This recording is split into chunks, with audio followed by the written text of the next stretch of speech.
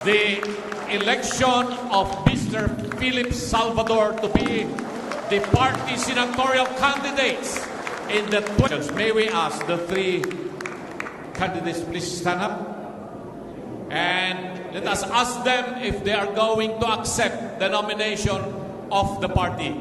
Mr. Philip Salvador.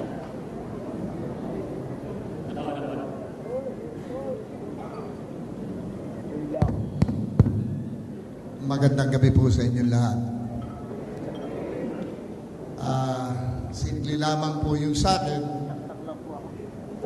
Araw-araw marami akong batikos na tinatanggap. Pero okay lang po sa akin yan. Alam niyo kung bakit? Kasi alam ko, nandyan lahat ng PDP para sumuporta. Kung ako po'y matatakot doon sa mga pagbabatikos nila, hindi ako PDP. Ako po'y PDP. Mamamatay na PDP. Tinatanggap ko po ang aking nominasyon. Maraming salamat po sa buhay ng bawat PDP. Mabuhay po kayo. Thank you. Magandang gabi sa ating lahat.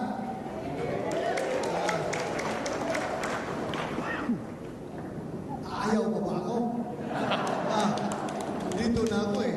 Kaya, alam nyo, even before the recent developments, I was really decided, I have really decided to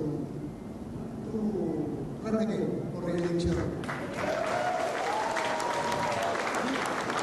Lalong-lalo na ngayon, halos araw-araw, makita nyo dyan sa Quad Committee ng House of Representatives, araw-araw binubugbog tayo.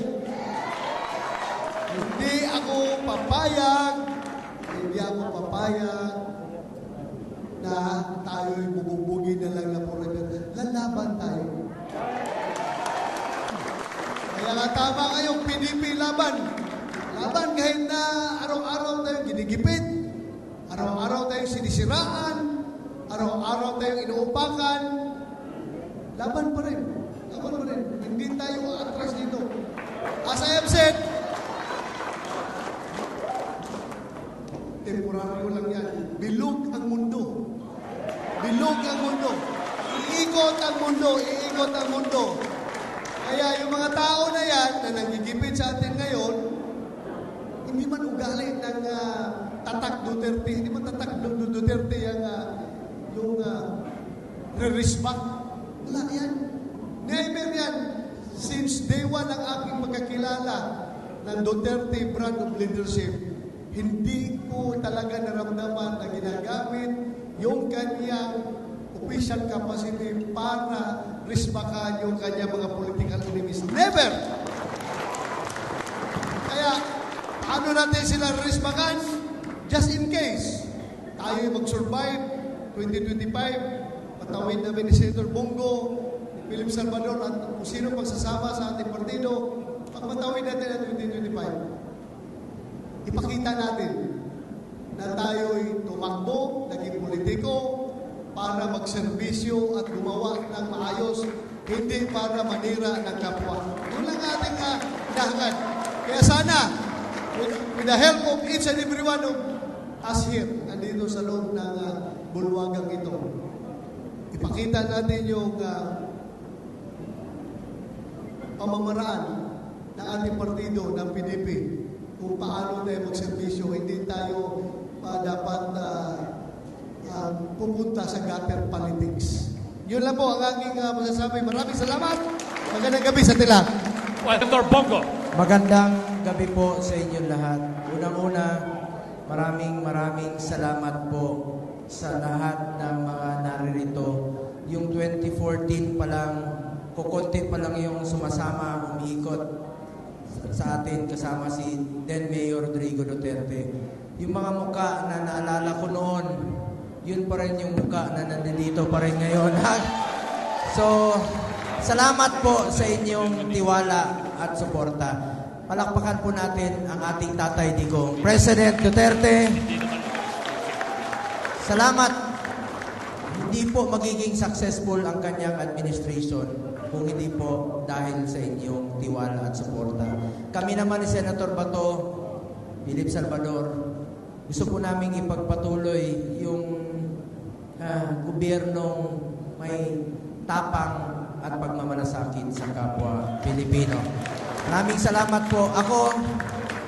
Patuloy po ako magsiservisyo sa inyo sa abot ng aking makakaya. Di naman po ako politiko na mangangako, pero yung mga magagandang programa po ni dating Pangulong Duterte, alam naman natin, nakapagdulot po ito ng pagbabago sa buhay ng Pilipino. Alam niyo, mga naninira dyan ngayon, sila mismo yung unang panahon na sumisipsip. Diba? Tapos, Mayor, ang ganda ng ginagawa mo. Tama po yung sinabi ni Senator Bato. Bilog naman po ang mundo. At nasa atin po ang katotohanan. Nasa atin po yung tapat na panunungkulan. Yung tatak Duterte'ng panunungkulan po. Yun lang po ipagpatuloy po natin. Ako naman, bukas ang aking opisina para sa inyo lahat. Sanay naman po ako sa trabaho. God willing, kung gusto pa ng Panginoon na makapagservisyo pa kami, patuloy po namin yung gobyerno may tapang at malasakit sa kapwa ng Pilipino. Salamat po. Tatay Digong, Mayor Baste, President Robin Padilla, salamat po for sticking with the former President Duterte. Salamat sa mga narito. Greco Belica na PDDS, Philip Salvador. MRRD! Salamat sa MRRD! Kayo yung may kasalanan. Kayo yung namilit sa kay Tatay Digong noon. Hindi nyo siya tinigilan. Pero, ang nakinabang doon, ang anak natin. Ang nakinabang noon ay kinabukasan po ng ating bayan. Kayo na po ang humusga pagdating ng panahon. Yung ginawa ni Tatay Digong po ay para po sa kinabukasan ng ating mga anak. Hindi po mababayaran ng kahit ano po ang sakripisyong ginawa niya para sa ating bayan.